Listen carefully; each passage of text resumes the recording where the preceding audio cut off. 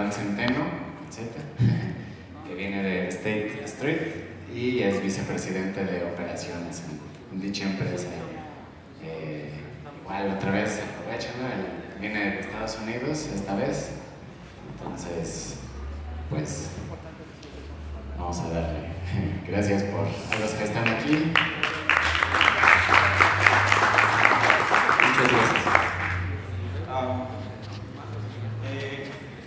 Continuando con lo que platicaba Roman sobre actualmente el dominio de Linux en la nube, ya sea pública o privada, es parte de lo que les voy a platicar, cómo monitorear nuestra nube, ya sea pública o privada. No importa el proveedor de nube, ya sea público o privado, puede ser un Amazon, puede ser un Google, puede ser un Azure incluso. Entonces vamos a ver qué herramientas tenemos disponibles para poder monitorear. Hace rato en la mañana le pregunté qué infraestructura deberíamos de tener para módulo, para soportar 10,000 usuarios, y él dijo, pues monitorear. Entonces, de eso vamos a hablar, cómo monitorear nuestra infraestructura, nuestra aplicación, el comportamiento de nuestros usuarios. Traigo unos ejemplos que son públicos, por cuestiones de regulaciones. Es una entidad financiera en la que trabajo. Roman lo comentaba, no puedo hablar de qué hace la empresa a nivel de infraestructura, pero les puedo dar ejemplos de lo que hay en internet. De eso vamos a hablar. Entonces, primero debemos empezar a definir qué es lo que vamos a hacer. Lo que debemos hacer es el manejo, el measurement, como se le conoce. Measurement no es nuevo, measurement es muy viejo, es viejo como las matemáticas, ¿no? Entonces, alguien como Rudolf Emil Kaufmann definió el measurement como algo que debemos saber que le metemos, cómo se va a procesar y la salida esperada. Eso es el measurement. No importa lo que sea. Los granjeros dicen, si yo siembro mi maíz en tal fecha y me espero a determinados meses por las lluvias, sé que en determinado mes voy a tener maíz. Eso es measurement al final de cuentas, ¿no? En este caso, hay una herramienta que me encanta muchísimo que se llama Bits. Estas herramientas pertenecen a Elastico. Elastico es al final de cuentas la empresa que creó Elasticsearch, un indexador de documentos, un NoSQL, una base de datos NoSQL, y con ellas tenemos muchísimas herramientas.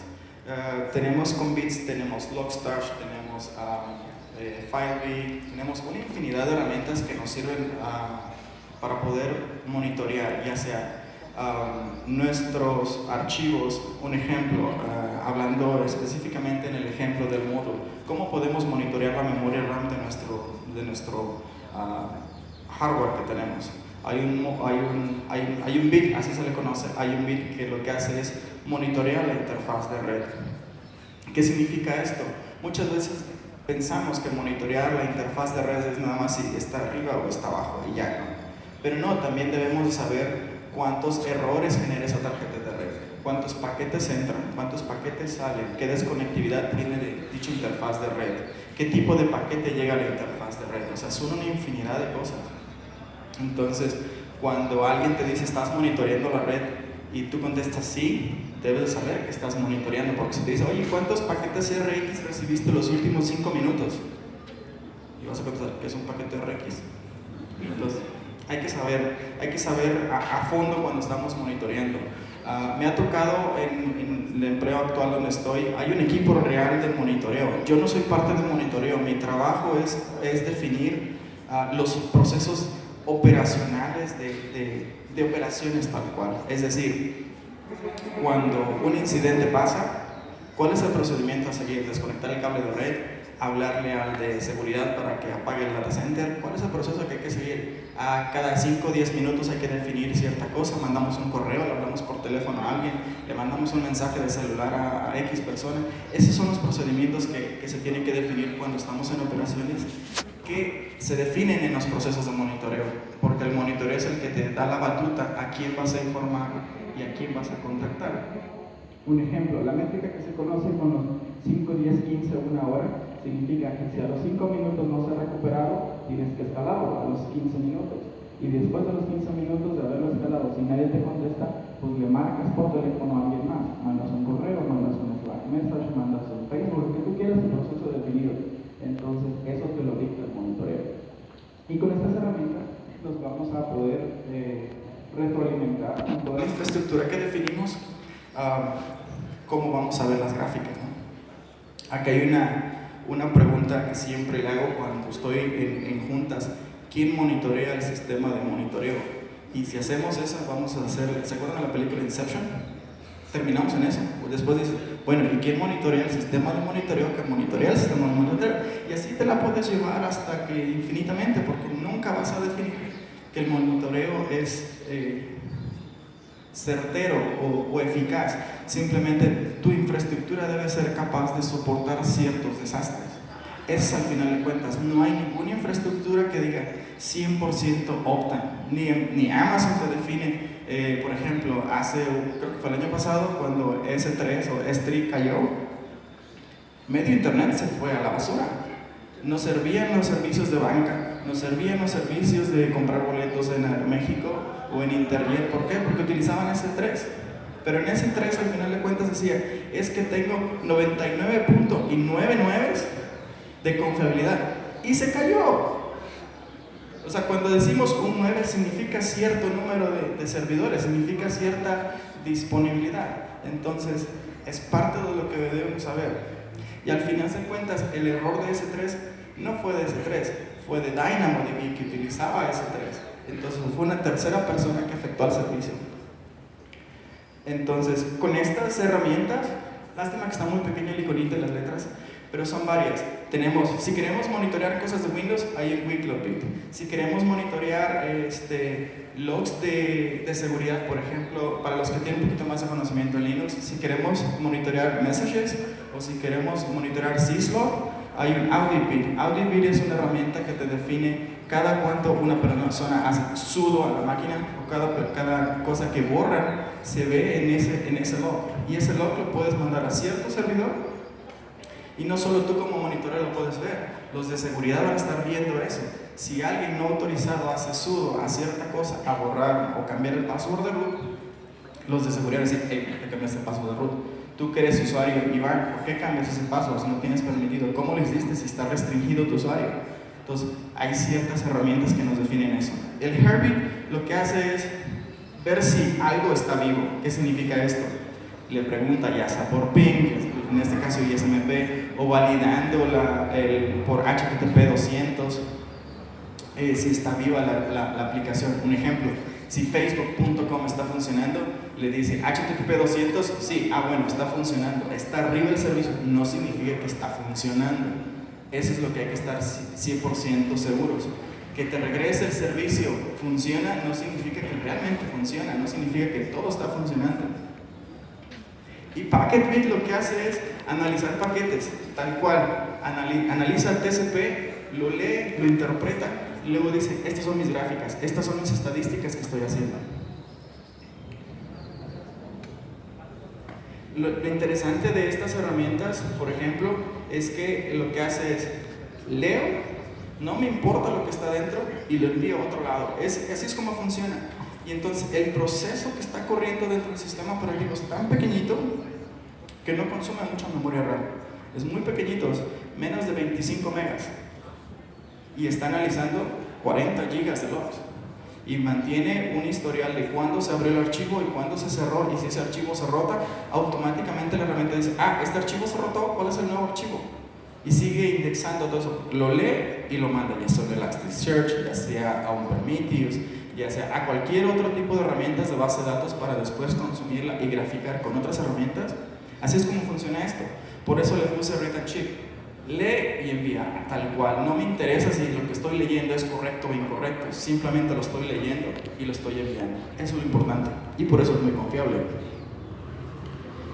En lo que es Bits hay muchos módulos. Como sabemos, hay muchas herramientas. Tenemos MySQL, tenemos Docker, ayer hablaban de Kubernetes, y luego también hablan de módulos. Hay demasiados módulos en este caso con Bits que podemos utilizar. Un ejemplo de ellos, por ejemplo, Elasticsearch. El mismo sistema de monitoreo se puede monitorear internamente, es decir, si tú dices, para poder romper la paradoja de quién monitorea el sistema de monitoreo, se monitorean de manera simultánea. Tu sistema de monitoreo me monitoreas a mí y yo te monitoreo a ti. Si uno de los dos falla, el otro se va a alertar. Si los dos caen, entonces todo está muerto. ¿no? Entonces no está vivo, está como que muriendo, simplemente se murió. Un ejemplo, cuando estaba trabajando en Electronic Arts, sí, la empresa de videojuegos que genera FIFA, hicieron un change management, es decir, el proceso de CMMI, dijeron vamos a actualizar el DNS, el master DNS server, y el nombre de ese server era NS1. Como se tenía definida la infraestructura tenías 2 hipervisores corriendo con KVM, internamente había una máquina virtual en ambos, y este KVM se lo crearon hace unos 10 años, si mal no recuerdo. Clonaron la imagen y lo pegaron en el otro hypervisor. Tenían Herbit, es decir, se monitorean ambos. Si caía, la IP que tenía esta máquina virtual junto con la MAC address se iba al otro, entonces siempre era el mismo. Como eso así funcionaba, el DNS, el NS1, el que estaba fallado, estaba caído el sistema. Entonces la idea era, levanto este caído y luego actualizo y luego mato el otro. Entonces lo que hizo el ingeniero, lamentablemente, le tocó al chino, porque se hacía a las 3 de la mañana. El chino hizo SSH, NS1, y jump update, bla bla bla, reiniciar servicios, sí, y de repente toda la empresa no tenía servidores de DNS. Y se quedó así de, ¿qué pasó? ¿Por qué se cayó? Y luego nos hablaron, oye, es que estoy en el proceso de actualización así, ¿te conectaste a la máquina correcta? Sí. ¿Es la IP fulana? Sí. ¿Es la MAC address fulana? Sí. Y sí, pues ¿qué pasó? No sabemos qué pasó. Despertamos a los de redes, a los de seguridad, a los de auditoría, a los de Linux, a los de Windows. Eran como 60 personas en una llamada a las 3 de la mañana, un 31 de diciembre. Entonces ya era 1 de enero. 3 horas viendo qué pasó. Al final lo que vimos ¿se acuerdan que les dije que se había clonado? Cuando él hacía SSH, se estaba conectando a la máquina que estaba muerta. Le hizo jump update y la actualizó. Se desconectó porque reinició el servicio y cuando le dio SSH al otro, porque el otro estaba caído. Entonces se mete y dice, está muerto. Sí, efectivamente, porque este servicio estaba caído. Entonces teníamos dos servidores de DNS master caídos. El error fue que tenían el mismo nombre. Y si tú le hacías SSH a uno, no a la máquina virtual, al hypervisor directamente, las 2 máquinas tenían el mismo nombre, tenían la misma address, tenían la misma IP. Entonces, el monitoreo no nos sirvió ahí. Simplemente fue un error humano de hace muchos años, que no supimos que tenían los mismos nombres los hypervisors, no las máquinas virtuales. Entonces, ya después de eso bueno, ¿qué vamos a hacer para prevenir eso? Nuestro director dijo, tenemos que inventariar cada máquina virtual, cada hypervisor, su MAC address, su IP, cuál es el serial number de la máquina del hardware directo, para cuando se conecten, tienen que validar hasta el serial number, para poder prevenir eso. Entonces aquí, en este caso, el monitoreo no te ayuda en nada, porque es independiente del monitoreo. Luego tenemos etc logs, tenemos Golang, para los que están programando en Go hay aplicaciones de Python. Hay muchas aplicaciones que se pueden utilizar en estos módulos. Para los que ya estamos un poquito más avanzados, entendemos que cuando un log se genera hay cierto formato. Tenemos, tal vez en la primera columna, tenemos la fecha por año, mes, día, o día, mes, año, después un espacio, después la hora, el minuto, el segundo, y después el timezone, un espacio, después cuál es la IP de que hizo la conexión al servicio, después tenemos 2 puntos, tenemos el puerto que se abrió de retorno al cliente, después un espacio, el IP del servicio, el puerto que se le conectó, después un espacio, después el método que se utilizó, ya sea un get, un post, un head, un remove, lo que sea, después otro espacio y lo que se está utilizando, ya sea diagonal, login.php, signo de interrogación, usuario igual a mi usuario, ampersand igual a password, algo así. Tenemos ese formato, para eso sirven los módulos, para definir esos formatos, porque no es el mismo formato que utiliza Nginx, que utiliza Apache o que utiliza Cherokee, porque cada quien define su formato tal cual. Incluso tú lo puedes cambiar. El formato default dice el que les comenté hace un momento, pero yo como administrador, sabes que no me gusta. En el caso, por ejemplo, en Estados Unidos, ellos prefieren el mes, el día y el año. El mexicano es el día, el mes y el año, y son completamente diferentes. Entonces, cuando tú tratas de parsear esa información y graficarla, te va a dar errores en la gráfica. ¿Por qué? Porque dice, no existe el mes 21, no existe el mes 19, no existe el mes 13. Entonces hay que fijarnos en el formato también. Ahí es donde los módulos nos ayudan, porque dicen, estoy entendiendo que utilices Apache y por default Apache tiene este formato. Si tú ves que tu gráfica es incongruente, que te aparecen logs de 1969, dices, es imposible que tenga logs de 1969, ¿no? Para eso sirven los módulos. Ahora, cuando estamos trabajando con nuestro monitoreo, debemos conocer nuestro ambiente, es decir, qué tengo corriendo dentro. Puede ser, no necesariamente es un ambiente productivo, un ambiente de desarrollo, un ambiente staging, un ambiente de integración. Es el ambiente tal cual como están funcionando. ¿Cuántos servidores de autenticación LDAP tienes? ¿Cuántos servidores Linux, en este caso, o CentOS, o Ubuntu, o Amazon, o lo que tú quieras? Un ejemplo de esto me pasó entre mi trabajo en Electronic Arts, era definir los procesos de actualización de todas las imágenes cada 4 meses para las imágenes de Amazon y de Google Cloud. Cada 4 meses se hacía un proceso, descargo el ISO de CentOS, lo instalo en mi VirtualBox o en mi VMware, le pongo el password, se lo quito, se lo pongo la actualización, hago jump update a todos los paquetes que quiero, luego le digo a Puppet, corre y actualiza todo lo que necesito. Después de eso, genero la imagen, luego manualmente lo subo a S3 en Amazon y luego le digo a Amazon, esa es la nueva imagen. Antes de, cuando empezamos a trabajar en eso, teníamos 5 o 6 cuentas de Amazon. Empezó a crecer bastante en el famoso boom del cloud y al final de cuentas terminamos con más de 200 cuentas en Amazon. Mantener esas más de 200 cuentas en Amazon es imposible manualmente.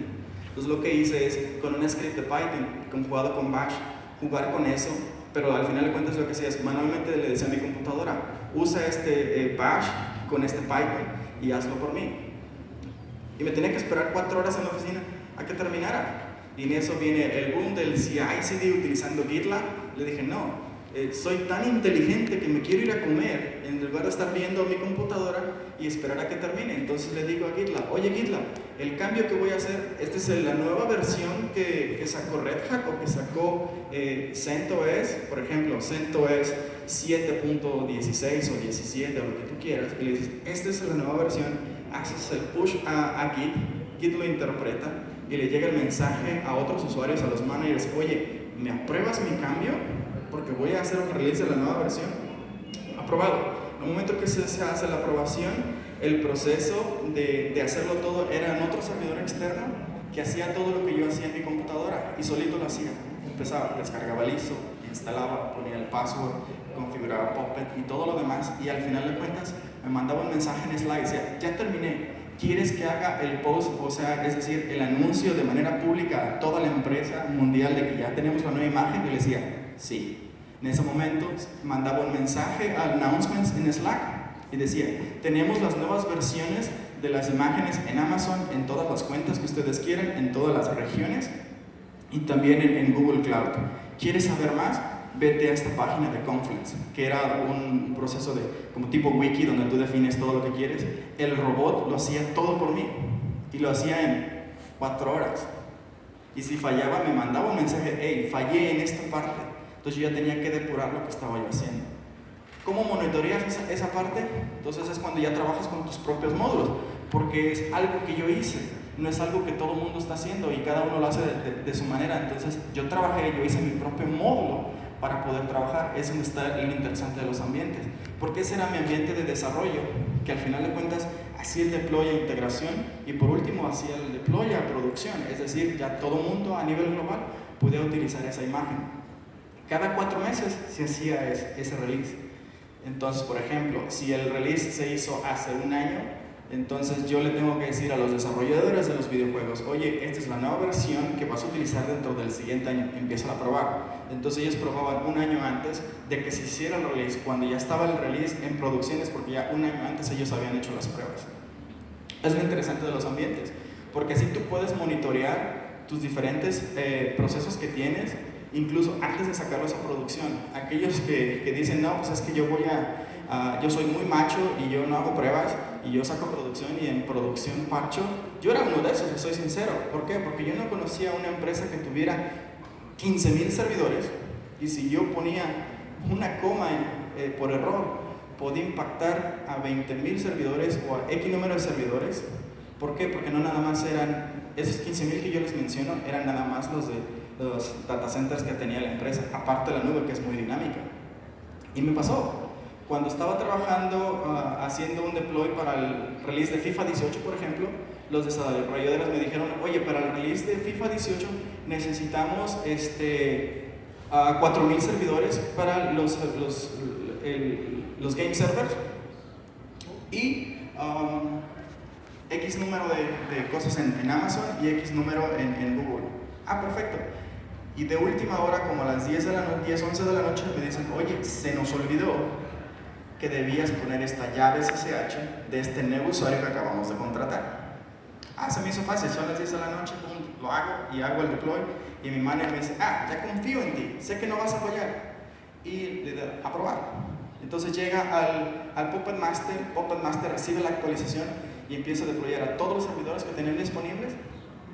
Y ya está funcionando. Dice, ¿funciona? Sí, funciona, perfecto. El error que tuve es que cuando yo agregué una llave SSH, también tuve que agregar al usuario al sudo files, es decir, para que él pudiera hacer sudo FIFA 18, por ejemplo. El problema es que cuando yo le di Enter en mi editor de texto, por error mi dedo presionó Enter y la coma también. Perdón, la comilla simple también. Entonces el código iba con la comilla, hizo el deploy, mi manager dice, pues perfecto, sí se ve bien. Y le dio a probar. El impacto fue que a las 12 de la noche los de FIFA hacen sus deploys para poder tener las actualizaciones. Y decía, no me puedo conectar al servidor. Cuando le doy sudo FIFA 18 me dice error. Y luego el administrador se conecta, los chinos o los españoles, y les da el mismo error. ¿Qué pasa? No sabemos. Tenemos que reiniciar todos los servidores para entrar en modo usuario cero y cambiar y ver qué pasó. Nos hackearon, me empezaron a preguntar. Y otra vez eran muy paranoicos porque era el nuevo juego y se esperaban 5 millones de usuarios simultáneos y ya en 2 meses iba a sacar el juego. Entonces, y yo estuve trabajando a las 10 de la noche, me marcaron, el celular estaba en modo silencio, dejé el celular en la alfombra, tenía 300 llamadas, me marcó el CTO, me marcó media empresa, tenía 300 llamadas perdidas, así como 50 mensajes de voz y miles de mensajes de conéctate, ¿no? Yo no me desperté, estaba bien cansado. Entonces, ya cuando me despierto y veo mi celular, dije, ay, ¿qué pasó? Sudé frío. Tomé un café para que se me bajara un poquito la presión. Y me fui a la oficina. Afortunadamente vivía del otro lado de la calle de la oficina, entonces caminé a la oficina y cuando llegué, Iván, ¿qué pasó? Y yo, ya todo está solucionado. ¿Pero qué pasó? Tengo miles de llamadas, miles de mensajes. Y así de, yo nunca he hablado con el CTO. ¿Y por qué tengo una llamada del CTO? No lo conozco, ni él me conoce a mí. Dicen, lo que pasa es que, ¿te acuerdas de lo que hiciste anoche del cambio? Y yo, sí, lo aprobó mi director. Es que tenía una comilla simple. Y yo, ¿cómo? Si pasó la integración, me dice, sí, pero es que la integración nunca se validó. Entonces, como estaban tratando los desarrolladores hacer su deploy, no pudieron. Y yo, ouch. ¿Y cómo lo solucionaron? Le hablamos a los abogados para que pudiéramos cambiar tu contraseña, para que alguien de seguridad se conectara. Cambia tu contraseña. Tu contraseña es Iván es un tonto. Ahora. Porque por políticas de seguridad nadie se puede conectar porque soy como que el maestro de Puppet Master le llaman ellos, y nadie más se puede conectar. Entonces nadie más se podía conectar más que yo. Entonces era yo un cuello de botella si yo fallaba, y eso pasó. Solo yo podía hacer ese cambio. Le hablaron a la seguridad, cambiaron mi password, se conectaron, cambiaron, hicieron rollback al cambio y ya se pudieron conectar. Entonces dijeron, estuvieron así de que te corrieran por una comilla simple, porque impactó a más de 3,000 servidores y mi manager lo aprobó. Entonces mi manager dice, no lo van a correr. Si lo corren a él, me corren a mí también porque yo aprobé ese cambio. Entonces es donde yo confío en mi manager, decir, yo confío en él porque prefiere ir él antes que yo. Entonces, vuelvo a lo mismo. ¿Cómo monitoreas el código? Por más aprobaciones que tengas, por más módulos que tengas, tienes que tener cierto proceso de quién monitorea el monitoreo, ¿cierto? Ahora, ¿cuál va a ser nuestro destino? ¿A dónde voy a mandar todos nuestros logs? Los IDs logs, los logs de Apache, los logs de Cherokee, los logs de cualquier cosa que ustedes quieran. ¿A dónde va a ser? Es ahí donde entra Logstash. Logstash dice, bueno, todo lo que tú me mandes, yo te voy a ayudar y lo voy a interpretar por ti. Porque con expresiones regulares, yo puedo tratar de entender qué es lo que quiere decir el log. Es decir, si el log de Apache es mes, día, año, y por alguna extraña razón cambiaron el formato a día, mes, año, yo voy a ser tan inteligente, como decía Jay, con inteligencia artificial, que con expresiones regulares, decir, bueno, si la primera expresión regular dice que es mes, día, año, y eso no lo conozco, entonces me voy a la siguiente. Ah, entonces ¿quieres decir que es día, mes, año? Ah, no, entonces año, mes, día. Entonces hay ciertas combinaciones con las expresiones regulares y dice, bueno, ya te entendí qué quieres decir. Y después continúa con lo demás, hasta que al final de cuentas encuentra el match de la expresión regular específica y la interpreta. Y le dice al mismo proceso, ¿sabes qué? Este string de datos significa mes, día, año, con la IP, con la hora, con el minuto, con el segundo, con el time, y así sucesivamente, y lo manda a la base de datos, a la que sea. Ya puede hacer un Elasticsearch, puede hacer un MongoDB, un Redis, lo que ustedes quieran, o incluso otro mismo Logstash porque tiene que hacer otro proceso. Un ejemplo de ellos, en la empresa donde estoy, los de seguridad pidieron que el formato fuera específicamente así de ABC y no quiero que sea ZJR. Tiene que ser ABC, o es ABC o es ABC. Entonces mi proceso es leo, interpreto y luego le digo, lo mando a otro Logstash, y ese Logstash dice, bueno, ellos me piden que sea ABC y lo que hace es interpreta, analiza, parsea y cambia el formato por completo y lo manda a ABC y así lo manda a los de seguridad.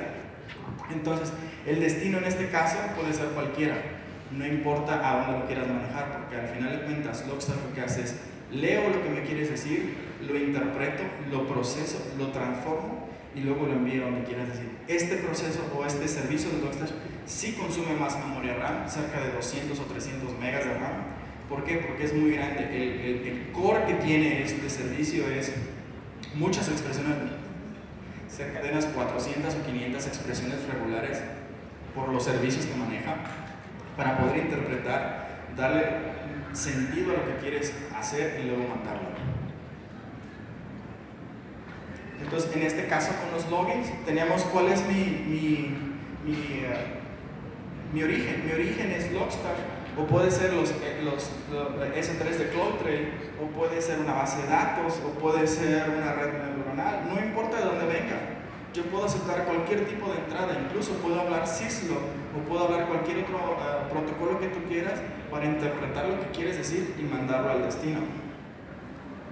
Entonces, aquí es lo interesante, el proceso que se llama en Logstash es Grok. Grok lo que hace es, bueno, quieres decir que la expresión regular significa que viene un número de este formato, luego sigue un punto y luego otros números, y luego sigue otro punto y luego otros números y luego otro punto.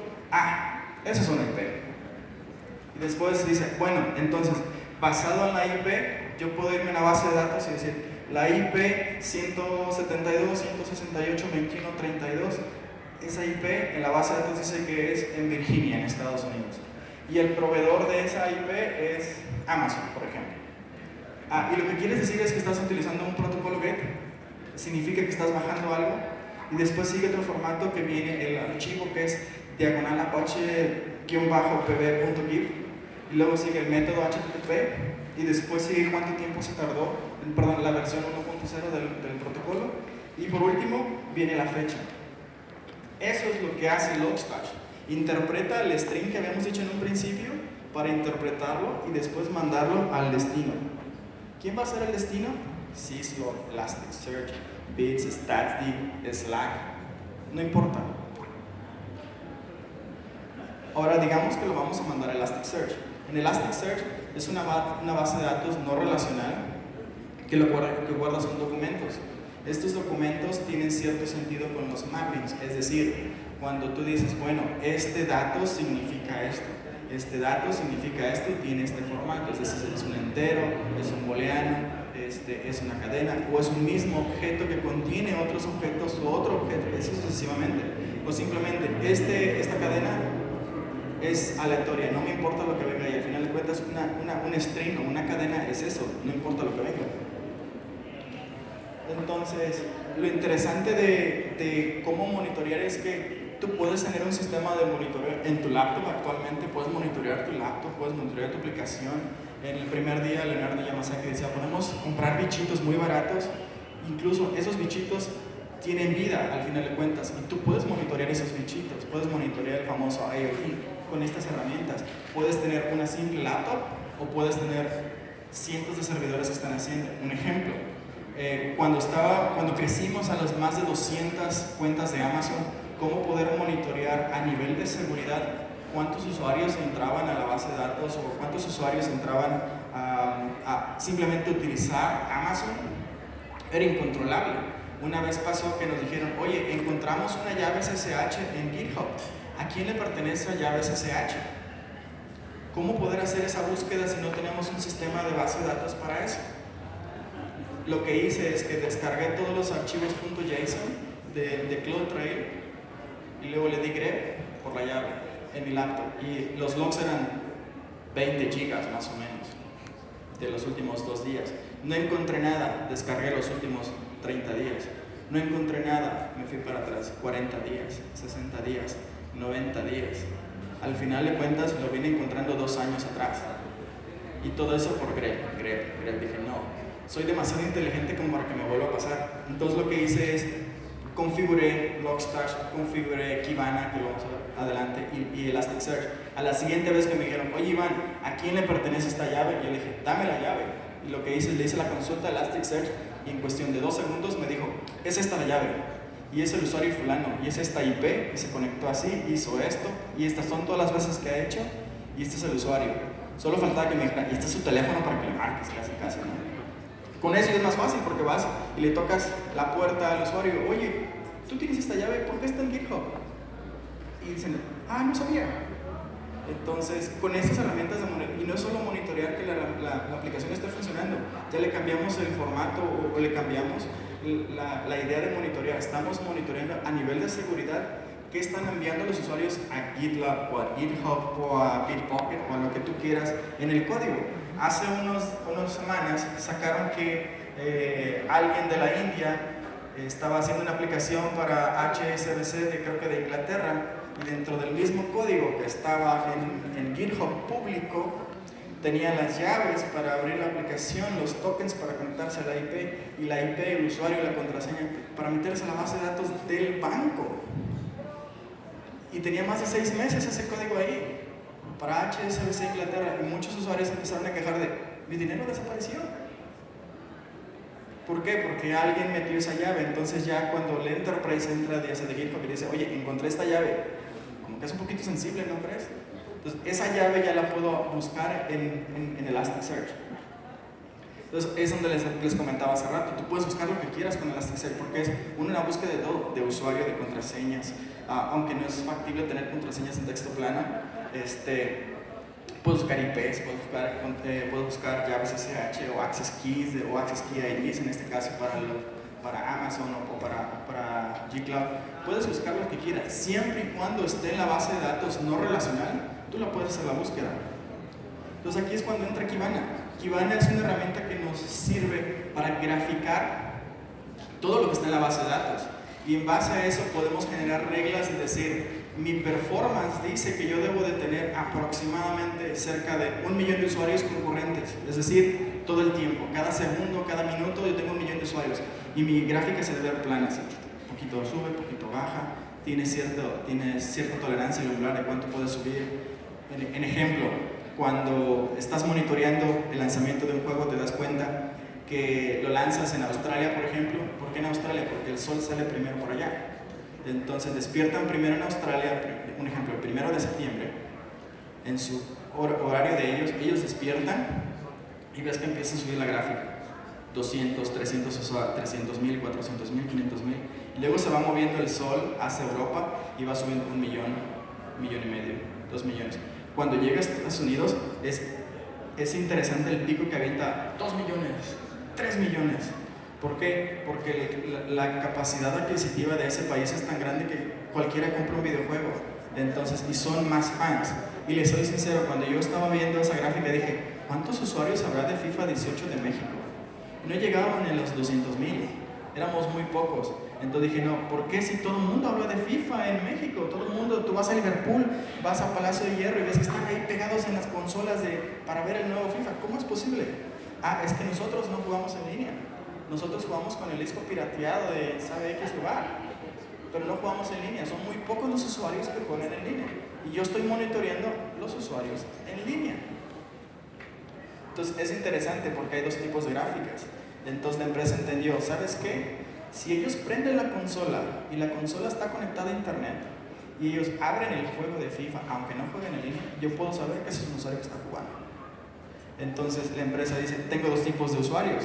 Los usuarios online, que son los que tienen la consola prendida, o sea el Xbox prendido y que están jugando el juego, y los que están in-game, es decir, los que están conectados en línea jugando.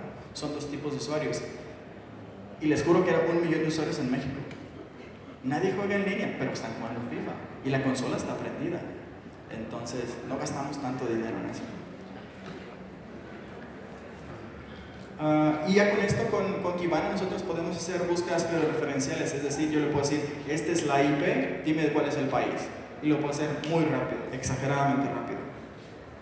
Y con nuestra visualización de datos tenemos diferentes gráficas. Tenemos gráficas para cuántas ventas he hecho las últimas 2 semanas o los últimos 15 minutos, cuánto dinero he ganado, qué producto se vende más, y podemos hacer ciertas nubes de datos. La siguiente es preguntas. No sé si tengan preguntas o me salto directo a la demo. ¿Preguntas? Ahí hay una. ¿Quién tiene el micrófono para las preguntas?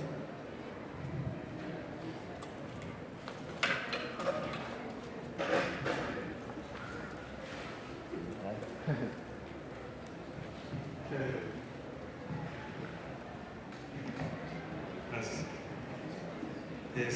Aquí la pregunta más importante es la del tiempo promedio entre fallas. ¿Te lo arroja?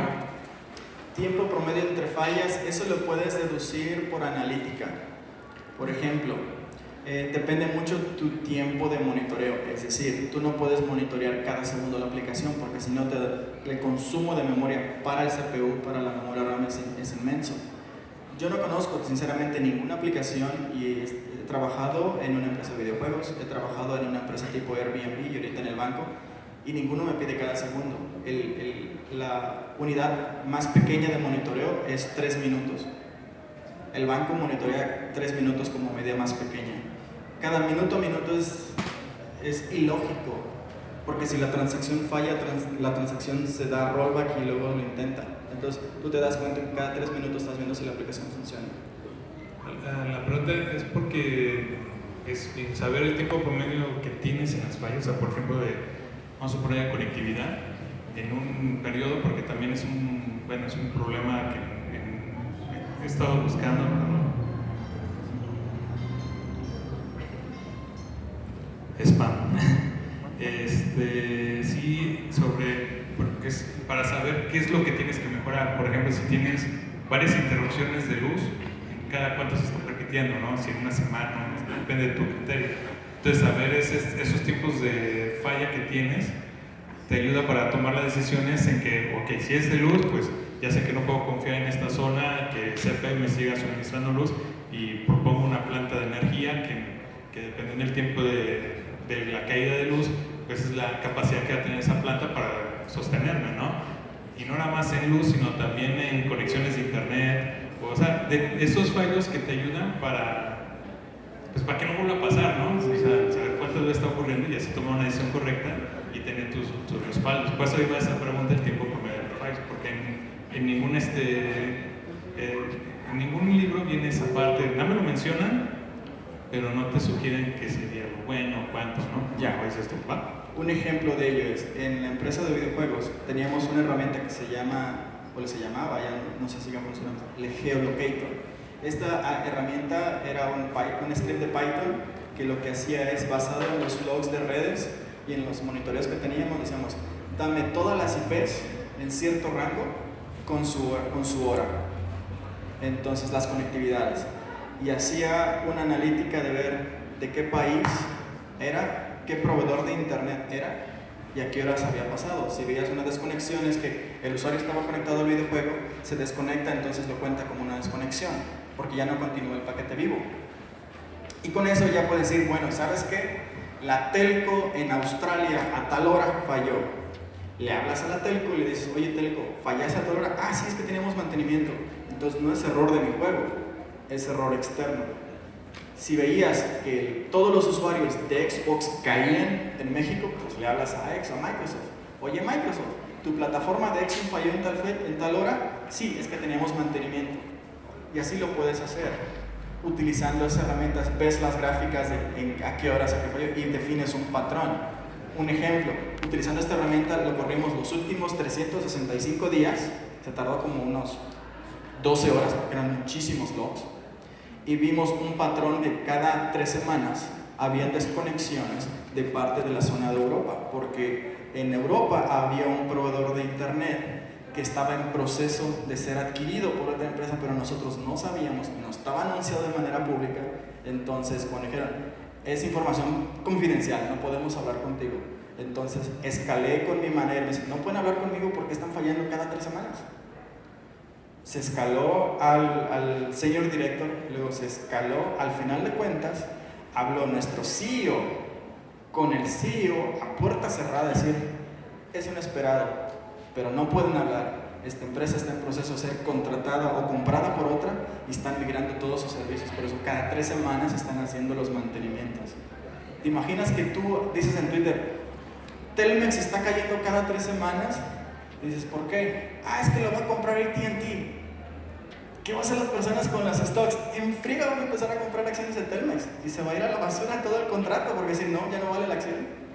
Entonces, hay cierta implicación cuando tienes esos patrones, porque es interesante cuando ves que cierta información tiene valor de manera externa y hay información que no la puedes sacar. Un ejemplo, en el FIFA 17 teníamos una conexión directa desde la Embajada de Canadá desde la Embajada de Canadá en México. Una conexión constante y conectada a los videojuegos. Es decir, que hace una conexión de la Embajada de Canadá desde México hacia mi juego. Y se escaló, al final de cuentas me sacaron de la habitación porque cerraron la junta y entraron 2 personas de la NSA. Entonces, ¡NSA sí existe! Me sacaron, entonces estaba el CEO, el CTO, el CIO, es el Chief Officer de Seguridad, y salió y dijeron, lo que pasa es que hackearon a la Embajada de Canadá en México. Están tratando de minar bitcoins en nuestros videojuegos. Y pasó, 3 semanas después, la NSA y el FBI agarraron a 3 morrillos, los morrillos tenían 17 y 18 años, que habían hecho $16 millones minando bitcoins. El problema no era que nos habían hackeado, el problema es que no habían pagado impuestos. Entonces la RIS les puso la mano y los metió a la cárcel 6 meses y les quitó todo el dinero. Entonces esa información es tan confidencial que no puedes andar diciendo, nos hackearon, pero hay cierta información que no puedes decir. Y eso te lo da el monitoreo, aunque no te lo dice de manera indirecta. Es muy interesante. ¿Alguna otra pregunta? Rollman tiene una pregunta. ¿Sí no me todo el micrófono?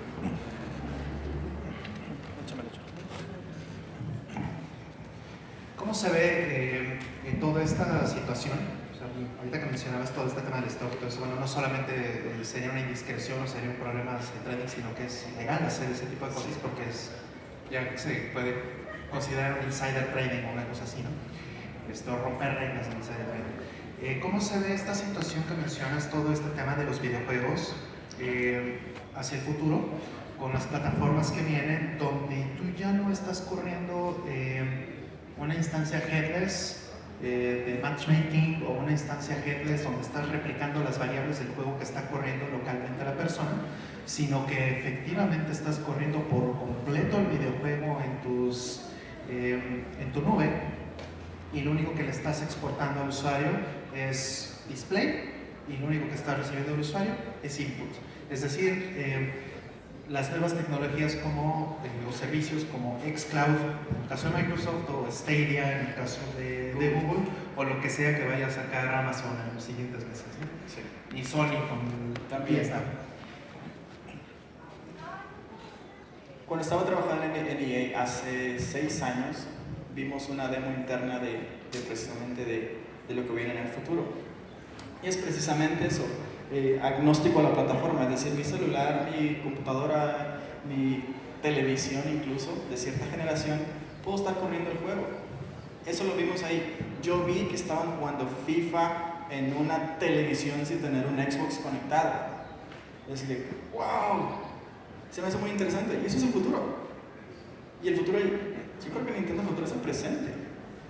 Se estrena este mes Stadia y xCloud. Bueno, creo que al revés. Al revés, y Stadia el mes que viene. Sí, entonces se ve muy interesante. Y lo más interesante es cómo vamos a monitorear eso.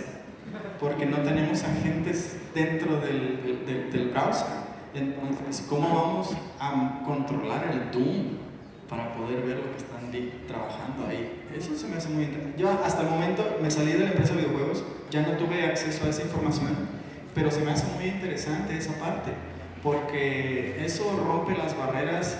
Ya no quisiera yo conocer cuál es la perspectiva, cuál es el comentario de Xbox y de PlayStation, o de Microsoft en este caso, porque ya no necesito la consola para trabajar con eso.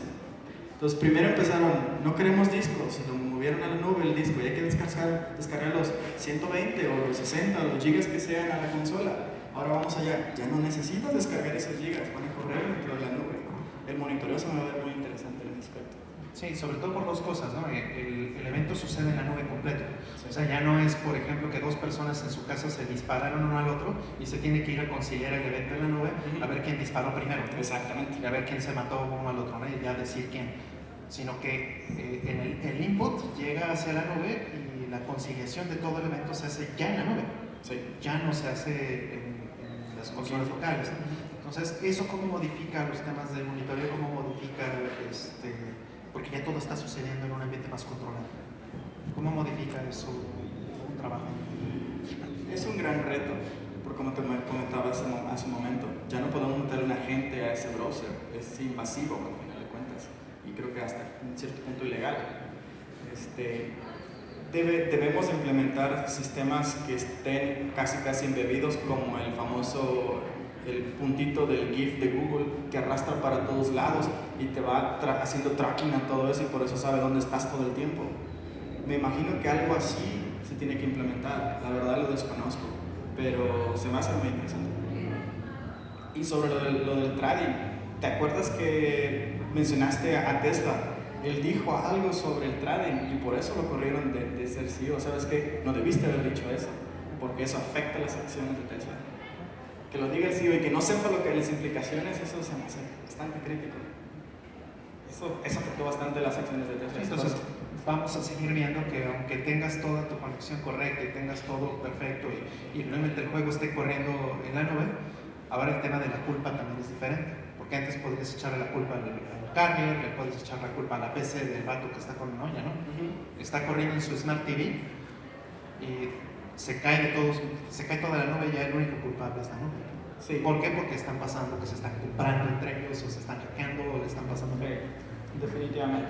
Algo que a nivel que a mí me tocó tomar decisiones en la empresa es cuando Google se acercó con nosotros a decir, oye, tú como empresa de videojuegos necesitas el menos lag posible.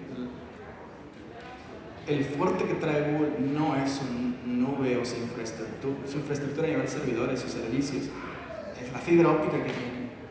Ese es su valor agregado y Amazon no lo tiene. Ese es el punto flaco que tiene Amazon. Amazon depende de ISPs externos. Se puede caer el ISP y el servicio se va a la basura.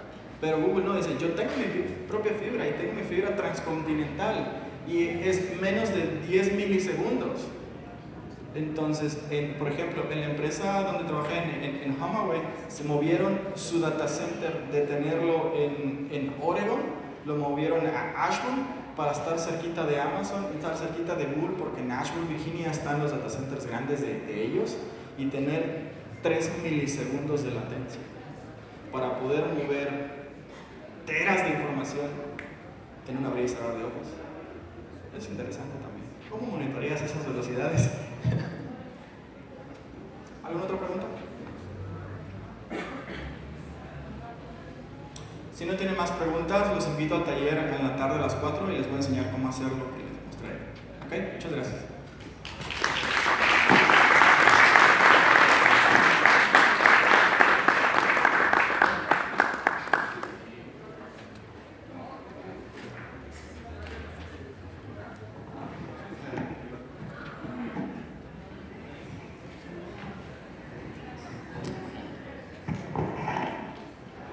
A nombre del comité, de los dos comités organizadores, por así decirlo, que uno es el Consol tal cual y otro es por parte de la Universidad Autónoma de la Ciudad de México y por la Coordinación de Ciencia y Tecnología, pues entrego su constancia, aunque le vamos a cambiar porque ahí dice Centeno con C, es con Z.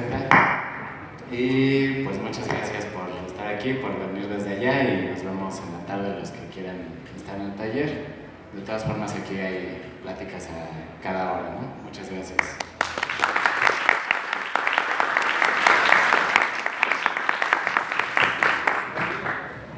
La